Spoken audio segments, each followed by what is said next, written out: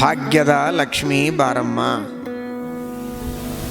ಶುಕ್ರವಾರ ಭಾಗ್ಯದ ಲಕ್ಷ್ಮೀ ಬಾರಮ್ಮ ಅಂತ. ಹೆಂಗೆ ಬರಬೇಕು ಲಕ್ಷ್ಮಿ?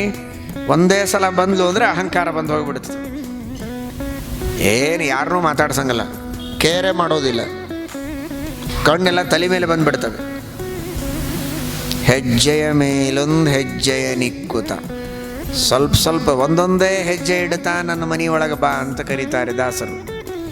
ಒಂದು 10 ರೂಪಾಯಿ ಬರಲಿ, ಬಹಳ ದುಡಿದು ಬೆವರು ಸುರಿಸಿದ್ರೆ 20 ರೂಪಾಯಿ ಬರಲಿ, 40 ಬರಲಿ, 50 ಬರಲಿ, ಕ್ರಮವಾಗಿ ಹೆಜ್ಜೆ ಇಡು. ಒಂದೇ ಸಲಕ್ಕೆ 10 ಕೋಟಿ ರೂಪಾಯಿ ಎಲ್ಲೋ ನಿಧಿ ಸಿಕ್ತು ಅಂದರೆ ಮುಗಿದು ಹೋಯ್ತು, ಯಾರಿಗೂ ಕೇಳೋದಿಲ್ಲ. ಏನು ಕುಡಿದು ತಿಂದು ಹಾಳು ಮಾಡಿ ತಾನೂ ಹಾಳಾಗಿ ಮನೆಯವ್ರನ್ನೂ ಹಾಳು ಮಾಡಿ ಹೋಗ್ಬಿಡ್ತಾನೆ. ಹಾಗೆ ಬರಬಾರ್ದು. ಶ್ರಮ ಪಡಬೇಕು, ದುಡಿಯಬೇಕು, ಬೆವರು ಸುರಿಸ್ಬೇಕು. ಹೆಜ್ಜೆಯ ಮೇಲೊಂದು ಹೆಜ್ಜೆ ನಿಕ್ಕುತ್ತ ಲಕ್ಷ್ಮಿ ಒಳಗೆ ಬರಬೇಕು. ಆ ರೀತಿ ಬರಬೇಕು ಅಂತಂತಾರೆ ದಾಸರು ಅಲ್ವಾ? ಹಾಗಾದರೆ ಆ ರೀತಿ ಮನುಷ್ಯನಿಗೆ ಸಂಪತ್ತು ನಿಧಾನವಾಗಿ ಬರಬೇಕು, ವಿದ್ಯೆ ನಿಧಾನವಾಗಿ ಬರಬೇಕು.